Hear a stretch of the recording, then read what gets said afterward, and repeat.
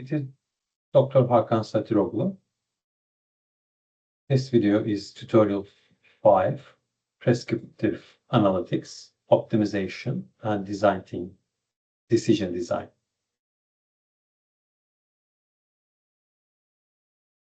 I will open by saying that prescriptive analytics is where insight turns into choice. In simple terms, the question becomes, given our goals, limits, and trade-offs, what action makes most sense? This is very close to the real management work. Organizations rarely optimize one thing in isolations. They balance cost, service, risk, capacity, and fairness at the same time. Sometimes we call this one as a trade-off. I would also explain that prescriptive analytics is not magic. It does not produce a perfect answer out of nowhere. It structures choices clearly so decision makers can compare options more intelligently. A practical example is staff scheduling, pricing, route planning, budget allocation. In all of these, the issue is not only what may happen, but what should be done under constraints.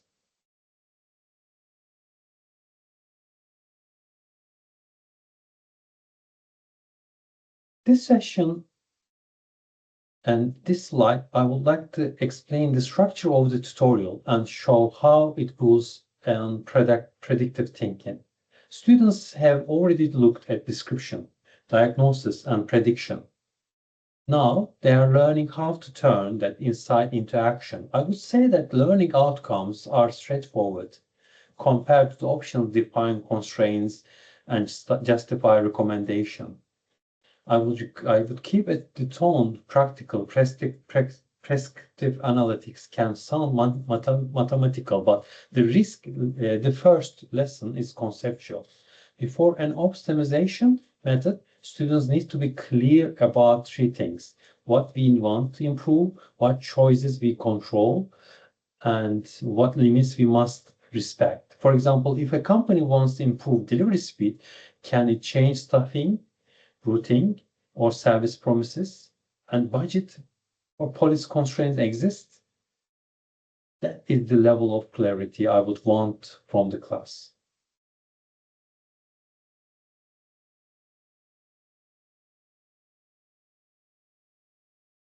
Here I would like to explain why prescriptive analytics is different from prediction.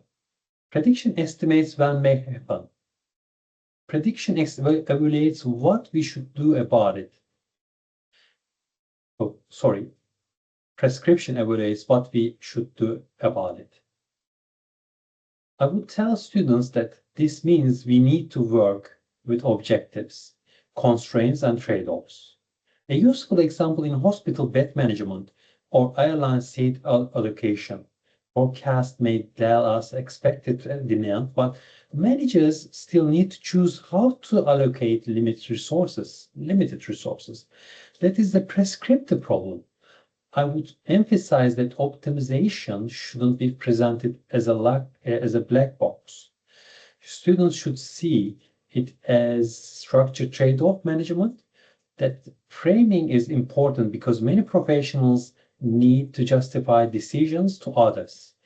They cannot simply say the model choose this. They need to explain what objective was prioritized, what constraints were included, and what alternatives were considered. That makes the teaching more transparent and more realistic.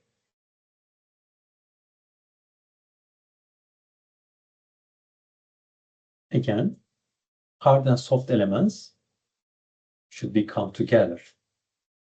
So on the hard side, we have objective functions, constraints, decision variables, scenario analysis, and optimization logic. Sometimes we use simulation, sometimes we use optimization, linear optimization. So on the other hand, soft elements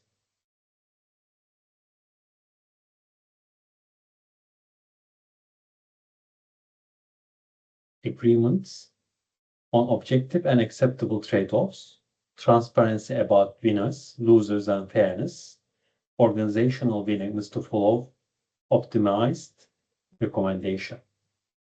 For instance, a staff rota may minimize cost but create unpopular shifts or ignore well-being concerns. In that case, the model is not enough on its own. A useful teaching point is that business decisions are rarely purely technical. Even with good analysis, leaders still need judgment. So when students learn prescriptive analysis and analytics, they shouldn't only ask whether the answer is optimal on paper, they should also ask whether it is robust, acceptable, realistical, and to implement. That keeps the session grounded in managerial reality. Therefore, it's connected with ethical concerns, and we are going to review that one in our next tutorial. Technique 1. Decision trees helps students make assumptions explicitly and connect branches to expected value or risk. It's a good teaching tool because students can see uncertainty in a visual form. I would explain that instead of assuming one average feature, we can compare several possible conditions and ask how each options performs. A retailer deciding on stock level, for example, may look at high demand, medium demand, or low demand scenarios. A decision tree helps make the logic explicit. It also allows discussions of expected value, downside risk, and uncertainty. I would keep the explanation practical rather than mathematical. The important lesson is that good managers do not rely on one neat forecast alone. They compare options across possible features. That helps students understand why prescriptive analytics is closely linked to risk awareness as well as performance improvement. Second technique is linear optimization framing. I would explain that students do not need advanced mathematics to understand the ingredients. First, we define the objectives such as maximize profit or minimize waiting time.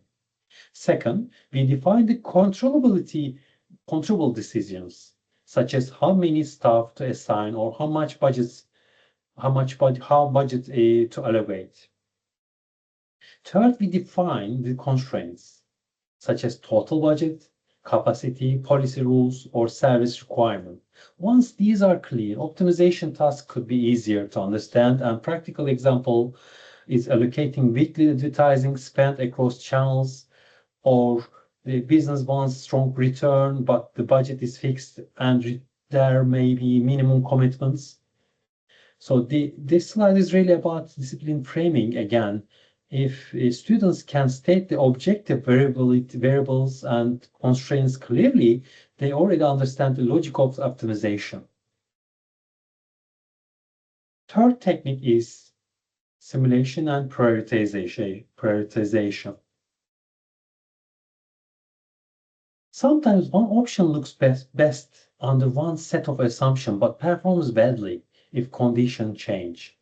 So simulation helps us to see ranges and not just single point answers. I would use a simple example such as queuing in a service setting in inventory planning with uncertain demand. By varying the assumptions, we can test whether a recommended action is robust or fragile. This is a useful professional lesson because organizations often want certainty that doesn't really exist. I would tell students that the goal is not to eliminate uncertainty, but to make better choice within this uncertainty. Prioritization then becomes important because not every improvement is equally valuable. If the time is short, where should actions begin? This slide helps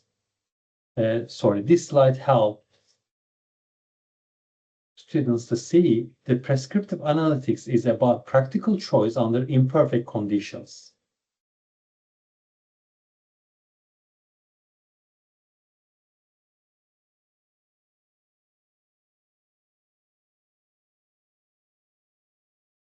Again, I would like to use this final task to make students experience the pressure of choosing under limits. The exercise tasks asks them to allocate budget across the 3 channels while balancing revenue, service, and risk. That is excellent because it forces trade-offs into the open. In the debrief, I would ask which objective they prioritize and why. I would ask what they left out is trade-off. Real decisions are often shaped as much by ignored constraints as by included ones. This helps students understand that this prescriptive analytics is not only about the final recommendation, it also about making assumption visible and defending them clearly. I would close by reminding them strong analytics doesn't remove managerial judgment. It improves by making the choices, limits, and consequences more explicit. Thank you very much for listening this 5th tutorial.